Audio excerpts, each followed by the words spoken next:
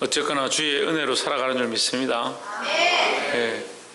성도들은 속을 썩여도 하나님 은혜를 베푸시고, 예, 뒤에서 잡아당겨도 앞에서 빛을 비춰주시니까, 예, 앞으로 갈 수밖에 없어요. 하나님만 따라갑시다. 예, 예수님만 따라갑시다. 예, 말씀의 제목을 한번 읽어봅시다. 시작. 구원의 사닥다리. 오늘 말씀은 요셉에 대한 얘기입니다. 요셉에 대한 말씀인데, 요셉의 아버지가 누굽니까?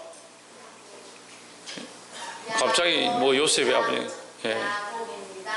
요셉의 아버지가 누굽니까? 네, 야곱이죠.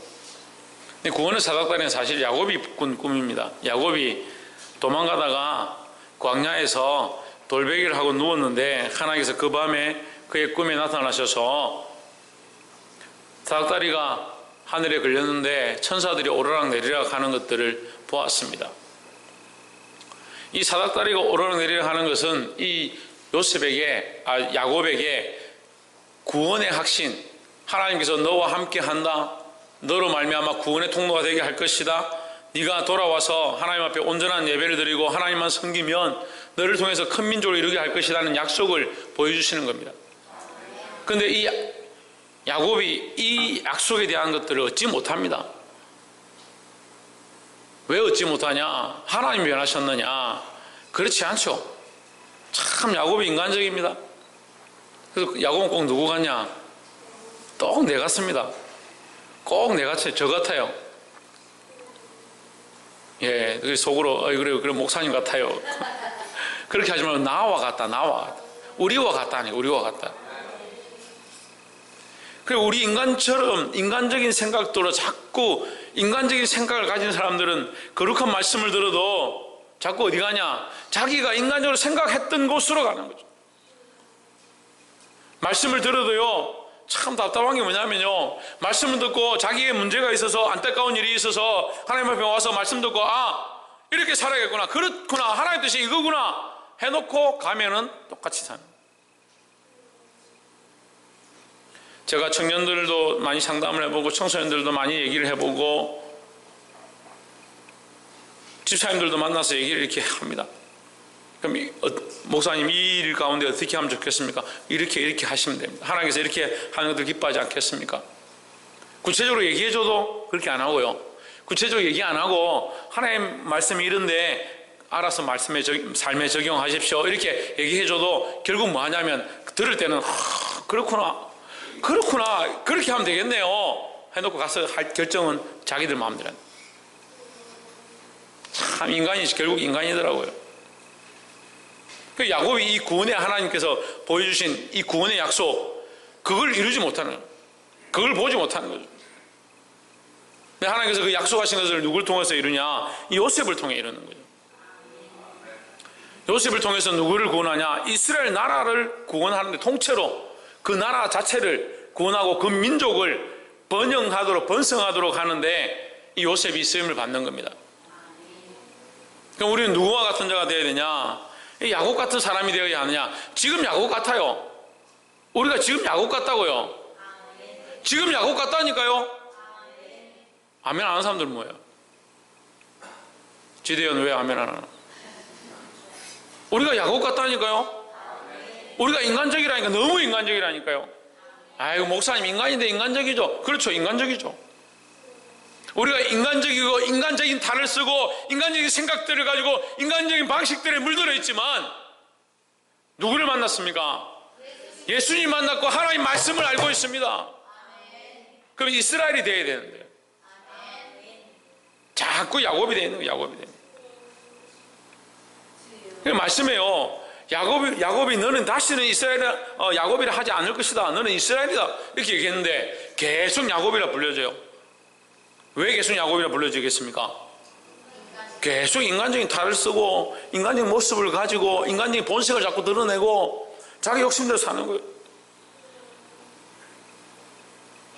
보게 되길 소망합니다.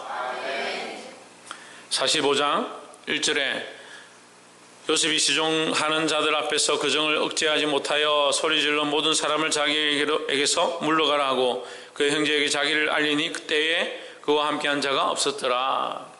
이제 요셉이 우여곡절 끝에 팔려갔지만, 종으로 팔려갔지만, 지금의 이집트죠. 이집트에 팔려가가지고 거기서 종노릇을 하다가, 몸종을 하다가 보디발의 아내한테 유혹을 당하는데 믿음으로 나는 그렇게 하지 못하겠다.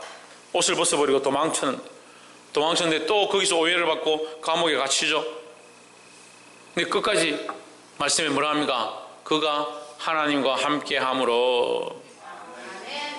이거 하나님과 함께하는 삶이 우리에게 필요하다는 거죠. 그래서 그 요셉이 망하는 것처럼, 절망적인 것처럼, 야곱이 안 됐는데 요셉이라도 되겠지. 요셉도 완전히 망하고 어디까지 내려갔냐? 감옥의 저 바닥까지 가버렸다. 그래서 금방 희망이 보일 것 같았고, 우리가 믿음을 지켰고 잘못된 길을 가지 않았으니까 하나님께서 은혜를 베풀어 주시겠지. 그래서 술 맡은 간원장과 떡 맡은 간원장 그 꿈을 해석해 줍니다. 하나님 주신 죄로 내가 이렇게 하면 당장 이 문제가 해결되어지고 은혜가 일어나겠지. 내가 출소되든지 해방되든지 하나님께서 무슨 역사를 일으켜 주시겠지. 사람의 생각은요, 당장 뭔가 일어나고 당장 뭔가 바뀌어지고 내가 예수 믿기 시작했으니까, 교회 출석하기 시작했으니까 내일 아침에 바로 계란 후라이 뒤집듯이, 파전 뒤집듯이 당장 뭔가 뒤집힐 것 같았는데 아무것도 일어나지 않는,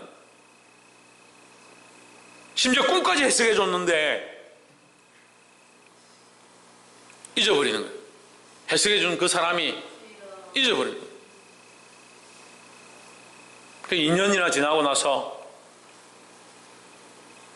요셉은 죄도 짓지 않고 잘못한 것도 없는데 감옥에서 2년이나 그냥 감옥 생활을 하고 있었고, 또 2년이랑 그 꿈을 해석해주고 또 2년 동안 갇혀있는 거예요. 하나님께서 은혜를 베푸셔서 그 가운데서 그에게 기회를 허락하시죠. 그래서 결국 뭐가 되냐? 바로의 꿈을 해석하고, 바로의 꿈이 뭐가 나와요? 항소가, 파리한 항소 7마리가 나오고, 그 다음에 살찐 항소 7마리가 나오고, 살찐 항소 7마리가 먼저 나오고 파리한 항소 7마리 나오죠. 이 파리한 항소가, 파리하고 비쩍 마르고 흉악한 이 황소가 살찐 항소를 잡아먹죠. 이 7마리는 7년을 얘기하는 것이고, 7년 동안 풍년이 들고 7년 동안 흉년이 들 것을 하나님께서 보여주신다 해서 요셉이 그걸 해석하죠. 그래서 왕과 모든 신하들이 그것을 옳다 여기고 어떻게 합니까? 이 사람을 총리로, 요셉을 총리로 세우는 겁니다. 총리로 세우는데 이집트뿐만 아니고 그 중동 전체에 흉년이 닿으니까 그 근처에 있는 모든 나라들이 어떻게 7년 동안 풍년이 들 때 이걸 잘 저장해 놓지 않습니다. 근데 이집트는 이미 요셉이 알고 쌀을 저장해 놓죠. 곡식을 저장해 놓죠. 그러니까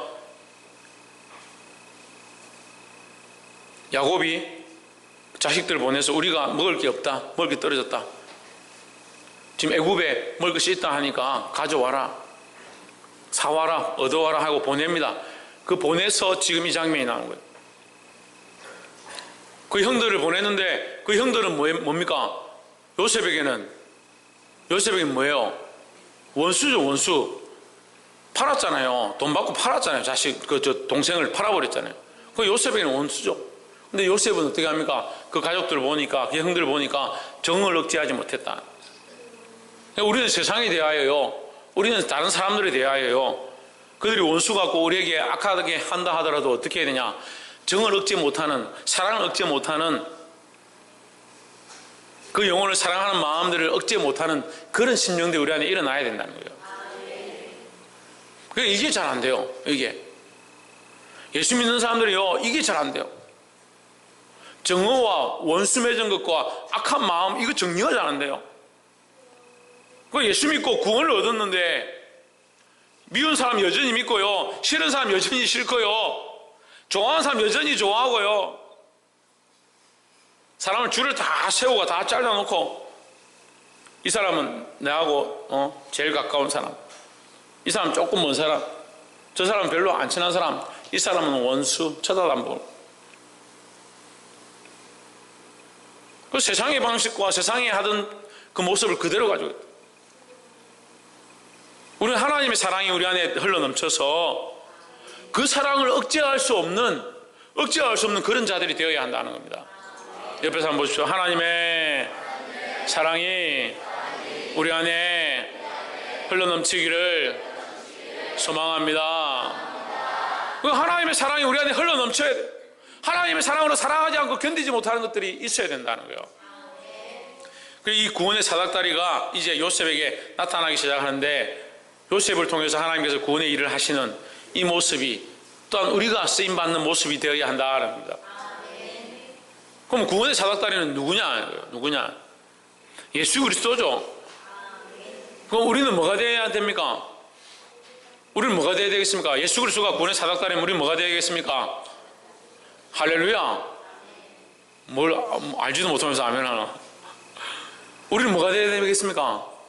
우리도 구원의 사닥다리가 되어야 되는 거예요. 예수님 밖에 구원의 사닥다리가 없는 거예요. 하지만 이 구원의 사닥다리, 구원의 십자가를 전달할 사람은 우리밖에 없어요. 그러니까 우리가 또한 이 구원의 징검다리, 사닥다리의 역할을 해야 된다는 거예요. 5절에 당신들이 나를 이곳에 팔았으므로 근심하지 마소서, 한탄하지 마소서. 하나님이 생명을 구원하시려고 나를 당신들보다 먼저 보내셨나이다 하십니다. 이 형들은 요셉을 보고 깜짝 놀랐어. 우리가 팔았는데 벌벌 떠는 그 총리 앞에 머리를 들어보니까 우리가 팔은 그 동생이 거기 서 있는 거예요. 꼴 보기 싫고 미웠던 그 동생을 우리가 원수라 생각해서 팔아버렸는데 이제 우리가 죽었다는 거예요. 저도 우리를 원수 취급할 거다. 우리가 싫어했던 것처럼 저도 우리를 싫어서 어떻게 할 거다. 그렇게 생각하고 있는 거예요. 요셉이 뭐라 합니까? 두려워하지 마십시오. 근심하지 마십시오.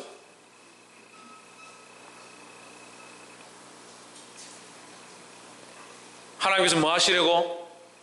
생명을 구원하시려고. 지금 우리가 믿고 좋고 이런 문제가 큰 것이 아니다. 하나님의 일이 큰 것이라는 거예요. 하나님 무슨 일을 하느냐? 생명을 구원하는 일을 한다는 거예요. 생명을 구원하시려고 나를 당신들 앞서 먼저 뭐 했다? 보내셨다는 거예요. 옆에서 한번 보시죠. 우리는 보냄을 받은 자입니다. 우리는 보냄을 받은 자. 이제 보냄을 받아야 한다는 거예요. 보냄을 입은 자의 삶을 살아야 한다는 거예요. 보냄을 받은 자인데 자꾸 여기 있어요. 어디에 있냐? 세상에 자꾸 있어요. 보냄을 받았는데 여전히 야고보로 있어요. 보냄을 받았는데 실로암에 가서 눈을 씻으러 가지를 않아요. 그러면서 왜 안 보여주십니까? 왜 역사가 우리 안에 없습니까? 가야지 있지. 가야 보죠. 저 이제 뭐해요? 어딜 가? 하나님 가라는 곳에 가야죠. 가서 뭘 하느냐? 생명을 구원한 일들을 해야 된다는 거예요. 가야 합니다. 이 요셉이 가게 되었을 때 뭘 잊지 않았냐? 하나님이 그와 함께 하신 걸 잊지 않았다는 거죠. 그래서 끝까지 순종하고 자신을 하나님 앞에 드렸다라는 겁니다.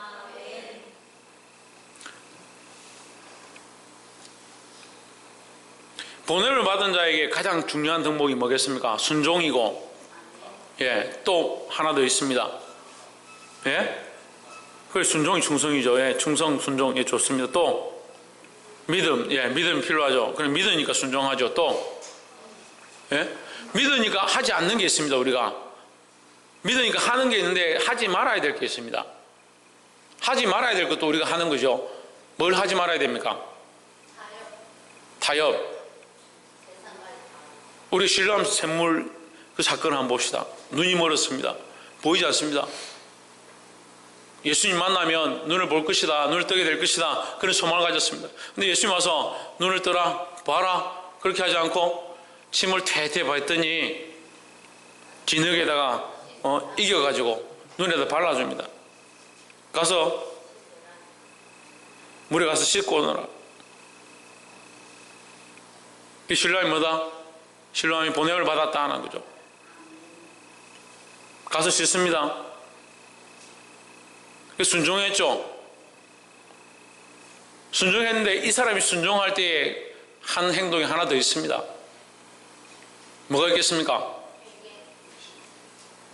예? 의심하지 않았다. 예, 의심도 안 했겠죠. 뭘 하지 않았겠습니까? 방심하지 않았다. 근심하지 않았다. 예, 또 뭐가 있겠습니까? 요셉이 안 한 게 있습니다. 요셉이 똑같이 하지 않는 게 있습니다. 범죄하지 않았다. 죄를 짓지 않았다. 또 뭘 하지 않았겠습니까? 마실 때까지 진행이 안 됩니다. 말대꾸 하지 않았다. 말대꾸하고 비슷한데 그래. 예? 그리고 원망하지 않았죠. 원망하지 않았다. 원망불평을 하지 않습니다.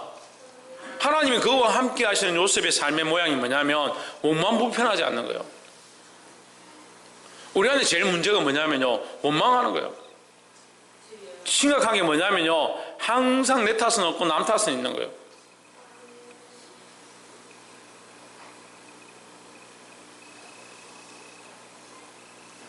성탄절 우리가 은혜 가운데 발표하고 많은 사람들이 은혜를 받고 또 이웃 주민들이 많이 와가지고 참 좋은 행사가 됐습니다.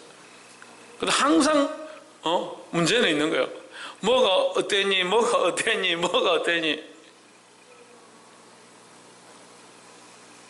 뭐가 없어야 되냐? 원망불평이 없어야 되죠. 아멘. 우리가 요셉의 처지보다 더 안타까운 처지냐는 거예요. 아무 잘못도 하지 않았는데 감옥에 끌려가고 오해를 받고 몸종으로 팔리고, 차라리 여기서 지금 몸종으로 팔린 사람이 있으면 좀 원망해도 되겠어요. 누가 있냐? 그런 사람이 있냐고요. 근데 항상 뭐가 가득합니까? 원망이 가득한 거예요. 특별히 누구에게 가득하냐? 하나님께 대한 원망이 가득합니다. 아이고, 목사님, 우리가 언제 하나님 원망했습니까? 우리 삶의 습관이 하나님 원망하는 거예요. 왜 나는 저 사람처럼 안 됩니까? 왜 나는 저 사람처럼 없습니까? 항상 비교하는 겁니다. 비교. 우리가 아픈데 처해도요, 궁핍한데 처해도요, 어려운 상황 가운데 처해도요, 죽을 수밖에 없는 상황 가운데 있더라도 우리는 어떻게 되냐? 하나님 우리와 함께 하신 줄 믿는다면 지금 절망적이고 죽음이 앞에 있는 것을 보는 것이 아니라 함께 하신 하나님을 보는 거예요. 그러니까 원망할 수가 없는 거죠. 근데 항상 뭘 보냐? 하나님은 안 보이고요, 하나님은 안 보이고 상황과 문제는 너무 잘 보이는 거예요.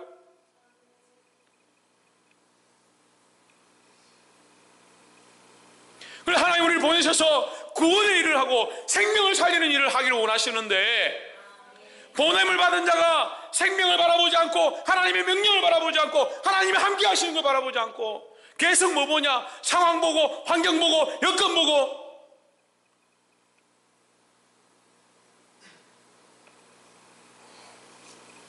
그러니까 갈 수가 있어요. 구원의 일을 이룰 수가 있어요. 하나님 우리를 요셉처럼 예수님의 모양을 가지고 가서 세상에 구원의 일, 생명의 일을 하는 자들로 세우기를 원하세요. 하나님의 계획은 위대하시고 놀랍고 우리가 알 수 없는 수많은 일들을 행하시기 원하신다는 거예요. 우리가 뭐하고 있냐? 우리가 쓰임받는 도구가 되어지고 보냄을 받은 자의 삶을 살아야 되는 거예요. 하나님이 부족해서, 하나님이 연약해서 이루지 못하는 게 아니고 우리가 자꾸 원망하고 불평하고 불신하고 순종하지 않고 있어서 거룩한 일을 이룰 수 없다는.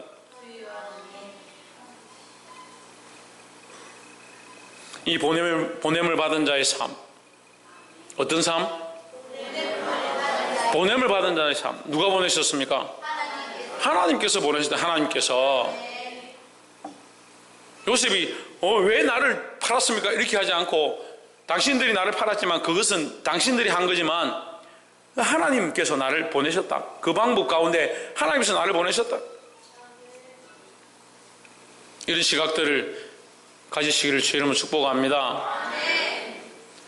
7절에 하나님이 큰 구원으로 당신들의 생명을 보존하고 당신들의 우선을 세상에 두시려고 나를 당신들 앞서 보내셨나니 했습니다.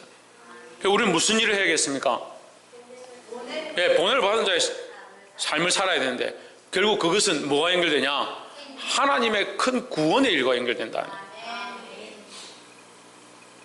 계속 반복하는 거죠. 5절에서도 생명에 대한 말씀을 하고 7절에서도 하나님의 큰 구원과 생명을 보존하는 것. 우리는 이 세상에 뭘 해야 되냐? 세상에서 뭘 해야 되냐? 구원의 일을 하고 생명을 보존하는 일들을 해야 된다는 거예요. 사람이 일을 하는 게 아니에요. 사람이 일을 하는 게 아니에요. 세상에서 사람의 일을 하고 인간적인 일을 하고 사람이 기뻐하는 일을 하는 게 아니라 하나님의 일을 하고 구원의 일을 하고 생명을 보존하는 일을 해야 된다는 겁니다. 볼 수 있기를 주의 이름으로 축복합니다.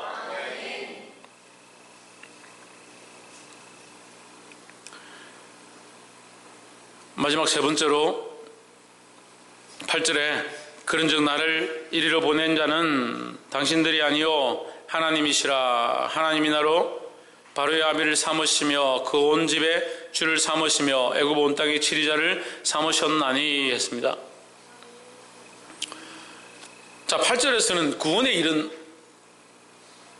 말하지 않고요. 어떤 말들이 나오냐면 다스리시는 자, 다스리는 자, 통치자,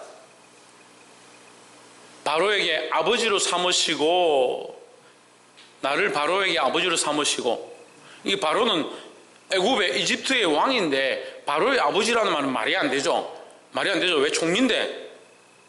근데 다스리는 자로 내 지위를 받는 자로 바로가 오히려 나의 지위를 받는다. 내가 이렇게 하자면 이렇게 하고 저렇게 하자면 저렇게 한다. 이렇게 되는 거죠.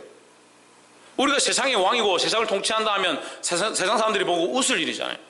그렇지만 영적으로 우리가 먼저 앞서 있고 보냄을 받은 자고 하나님의 말씀을 아는 자면 영적으로 세상에 우리가 어떤 역할을 하느냐? 세상을 바른 길로 이끄는, 세상을 다스리는, 이 온 땅을 통치하는, 구원의 길로 역사하는 그 일을 감당할 자가 되는 거예요.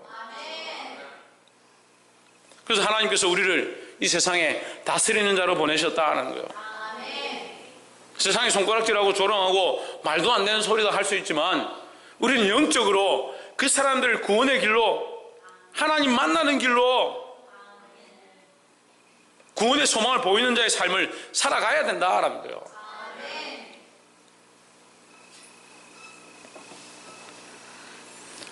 마태복음 마지막 말씀에 보면 하늘과 땅의 모든 권세를 내게 주셨으니 그러므로 너희는 가서 모든 족속으로 제자를 삼아 아버지와 아들과 성령의 이름으로 세례를 주고 내가 너에게 분부한 모든 것을 가르쳐 지키게 하라 했습니다.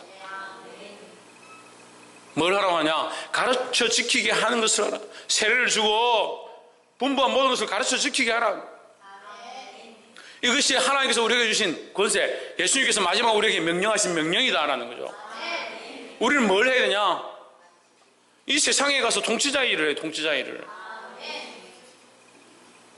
때로는 동간인 사람들이 우리에게 갑질을 할 수도 있고 어려운 상황들이 우리를 힘들게 하고 눈에 보이는 수많은 문제들이 좌절감을 주지만 우리는 뭘 바라보느냐? 그 상황과 문제를 바라보는 것이 아니라 하나님께서 우리를 부르셨고 우리에게 구원을 허락하셨음을 바라보고 세상에 나아가서 영적인 사역들을 해야 된다는 거예요. 우리의 가정을 바른 길로 이끌고요, 우리에게 맡겨진 자들을 믿음으로 말씀으로 바르게 가르치고요, 우리에게 주어진 직장 가운데, 학업 가운데, 학원 가운데 만나는 사람들마다 예수 그리스도를 알도록, 구원을 알도록 할 수만 있으면 빛의 역할을 감당해야 된다는 겁니다.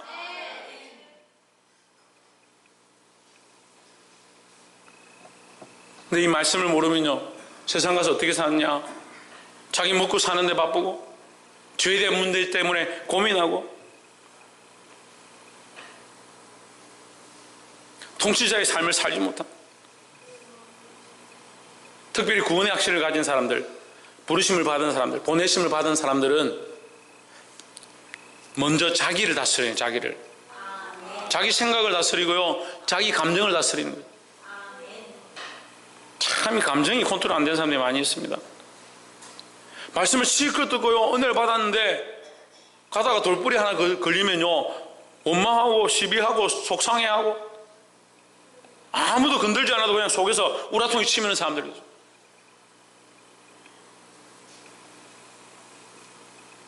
비만 좀 오면요, 기분이 안 좋아지는 사람들이 있어요.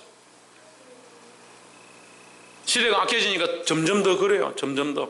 아무 이유 없이 지나가는 사람들을 죽이진 않나. 자기 감정대로 하는 거예요. 자기 감정대로. 우리는 보내심을 받은 자로 어디에 순종하냐? 하나님께 순종하고 말씀을 따라 어떤 일을 하느냐? 구원의 일을 하는 거예요. 구원의 일을. 이 구원의 일을 온전히 이루기 위해서 우리가 무엇을 해야 되냐? 나부터 다스리고 나의 가정을 다스리고 무엇으로? 하나님 말씀으로, 말씀대로 내게 맡겨진, 내게 주어진 영역들을 하나님의 말씀대로 다스리는 일들을 힘써야 한다는 겁니다. 우리를 그 온 집의 주로, 그 온 땅의 통치자로 삼으셨다라고 하셨습니다. 이것은 요셉이 하나님을 온전히 하나님으로 섬길 때에 그에게 주어진 권세다라는 겁니다. 우리가 하나님을 섬길 때에 이 어둠의 통치, 어둠의 권세, 죄에 대한 것들 예수 그리스도의 이름으로 다스릴 줄 믿습니다. 또한 특별히 우리 안에 연약한 감정들, 사로잡혀 있는 생각들, 세상과 타협해버린 많은 영역들을 예수 그리스도의 이름으로 통치하는 저와 여러분 되기를 주의 이름으로 축복합니다. 기도하겠습니다.